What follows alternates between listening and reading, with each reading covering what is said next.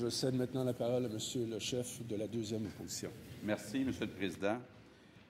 Le 7 janvier dernier, des terroristes islamistes sont entrés dans la rédaction de Charlie Hebdo à Paris. Ils voulaient venger la publication de caricatures représentant leur prophète. Le massacre a fait de nombreux morts. Le lendemain, un nouveau terroriste tuait une policière de 26 ans et des civils juifs lors d'une prise d'otage dans un marché. Ces attentats ont bouleversé la France et le monde entier.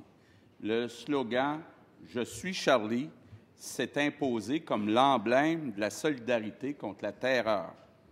Des millions de personnes s'identifiaient aux victimes de l'attentat et affirmaient leur attachement aux valeurs démocratiques. Le 11 janvier, une grande marche républicaine rassemblait des millions de Français dans la rue. C'était du jamais vu depuis la Libération.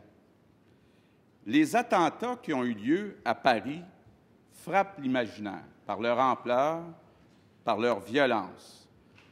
Des journalistes, des policiers et un marché juif ont été attaqués. Est-ce qu'on peut trouver des symboles plus forts? C'est la cohabitation pacifique entre les religions que les terroristes ne pouvaient pas supporter. Ils voulaient en finir avec la démocratie, avec nos valeurs. Le président français était ici même, à l'Assemblée nationale, en novembre dernier. Il nous a rendu visite pour nous témoigner de son amitié.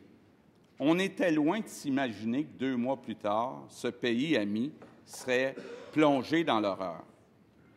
Cette épreuve a montré la force et la résilience extraordinaire du peuple français.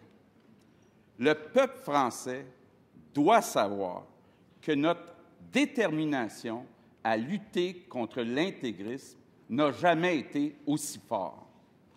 C'est avec émotion que je me joins à mes collègues de l'Assemblée nationale pour rendre hommage aux victimes, également à ceux qui ont survécu.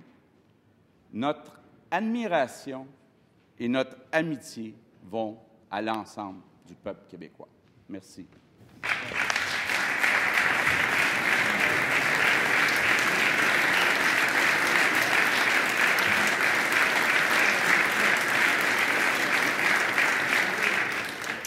Alors, merci à vous, Monsieur le chef de la deuxième opposition.